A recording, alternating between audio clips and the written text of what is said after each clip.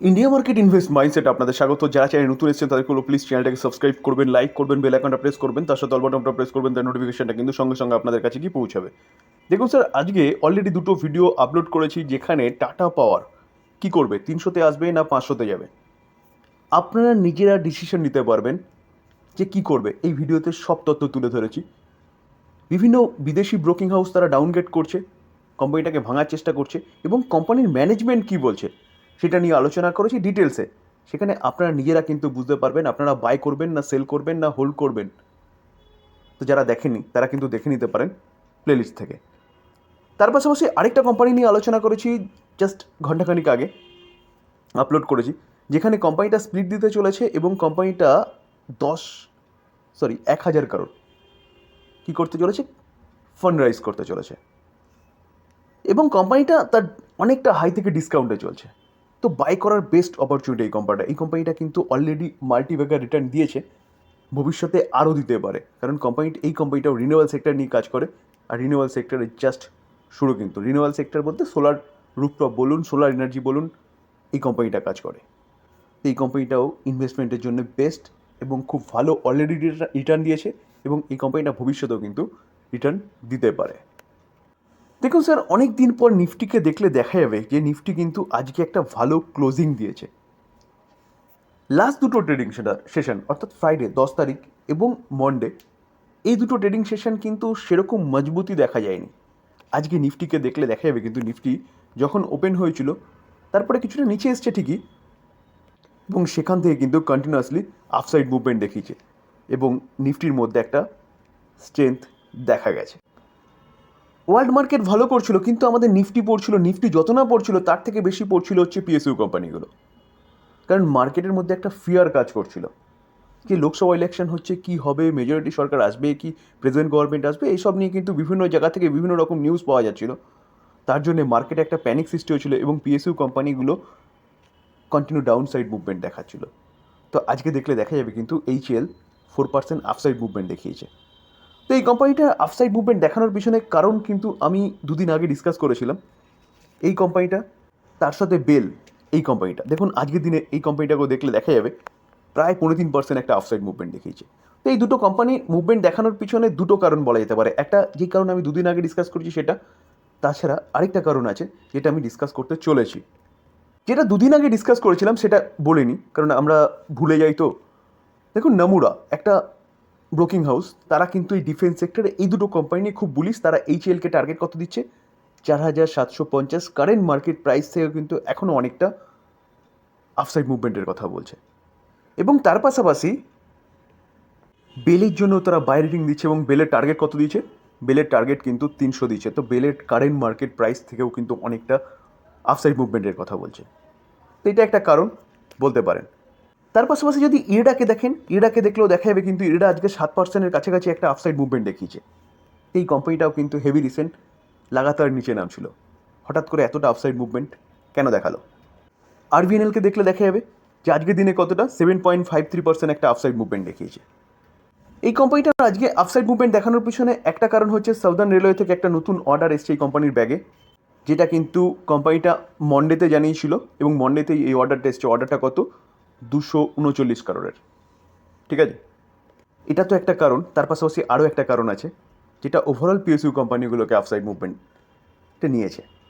আইআরএফসিকে দেখলেও দেখা যাবে, দেখুন আজকে 8%, অনেক দিন পর এরকম একটা মুভমেন্ট কিন্তু দেখা গেছে। ইরকনকে দেখলেও দেখা যাবে, ইরকন এই কোম্পানিটাও কিন্তু 8%-এর কাছাকাছি একটা আপসাইড মুভমেন্ট দেখিয়েছে। রেটেল দেখুন প্রায় 10%-এর কাছাকাছি আপসাইড মুভমেন্ট দেখিয়েছে। ডিফেন্স সেক্টরের আরেকটা কোম্পানি ভারত ডাইনামিক, এই কোম্পানিটাও কিন্তু 6.5%-এর উপরে একটা আপসাইড মুভমেন্ট দেখিয়েছে। বিইএমএল, এই কোম্পানিটা 4,000-এ চলে গেছিলো, সেখান থেকে কিছুটা প্রফিট বুকিং দেখা গেছে, কারণ কোম্পানিটা হেভি রিসেন্ট কিন্তু ভালো আপসাইড মুভমেন্ট দেখিয়েছে। দেখুন 5 দিনে দেখলে দেখা যাবে 5 দিনে 13%।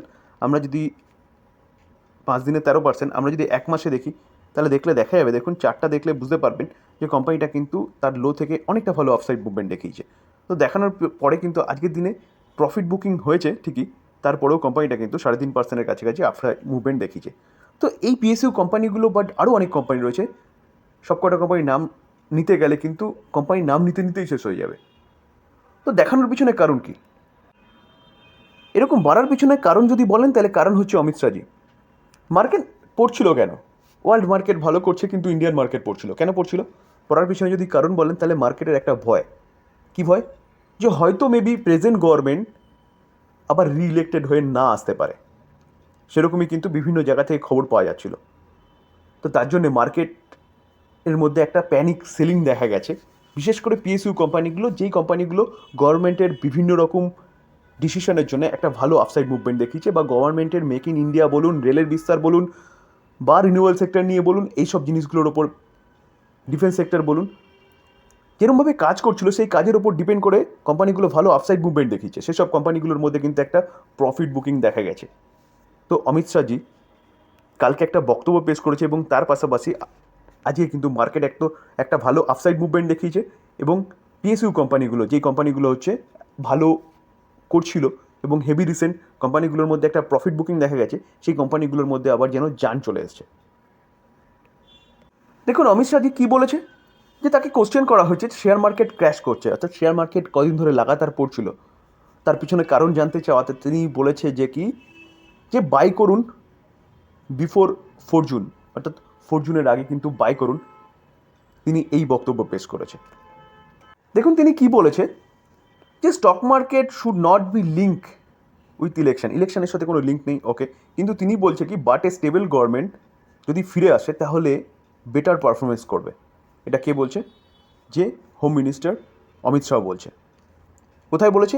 এনডিটিভিতে এক্সক্লুসিভ যখন ইন্টারভিউ তিনি দিচ্ছিলেন। এবং তিনি আরও বলেছেন যে 4 জুনের পরে মার্কেট কিন্তু উইল শুট আপ, অর্থাৎ রকেট হবে, এবং বিজেপি এবং তার অ্যালায়েন্স যেসব পার্টিগুলো রয়েছে তারা মিলে কিন্তু সরকার গঠন করবে এই লোকসভা ইলেকশনে জয়ী হয়ে।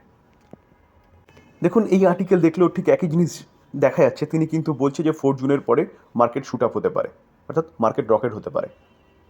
তো এই অমিত শাহজির এই বক্তব্যই কিন্তু আজকে পিএসইউ কোম্পানিগুলোকে এতটা ভালো আপসাইড মুভমেন্ট দেখানোর জন্য সাহায্য করেছে, মার্কেটকে এত ভালো স্টেবল করেছে। দেখুন স্যার, এতদিন পর্যন্ত মার্কেট টিকে ছিল, এতদিন পর্যন্ত মার্কেটে বিভিন্ন পার্টি বিভিন্ন সময় কি করেছে, লোকসভা ইলেকশন জিতেছে এবং সরকার গঠন করেছে। মার্কেট কি শেষ হয়ে গেছে?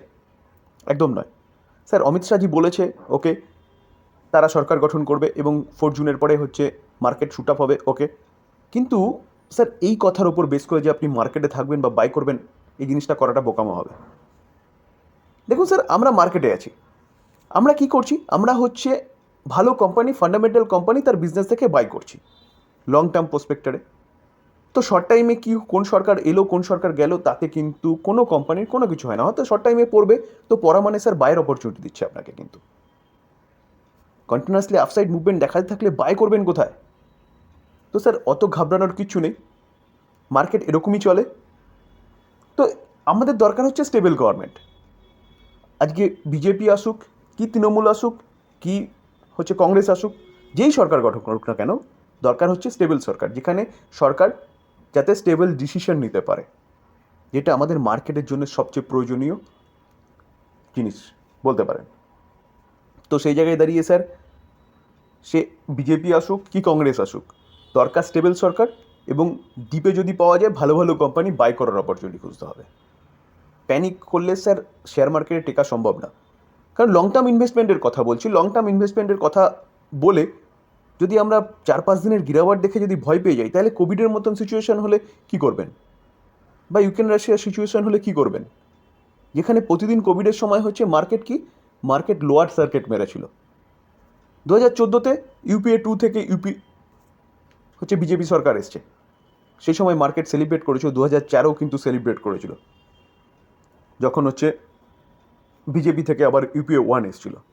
তো সেই জায়গায় দাঁড়িয়ে সরকার আসবে যাবে, ওতে মাথা ঘামিয়ে লাভ নেই। আমাদের দরকার স্টেবল সরকার, যেটা হচ্ছে মার্কেটের জন্য ভালো হবে এবং ঠিকঠাক ডিসিশন নিতে পারবে।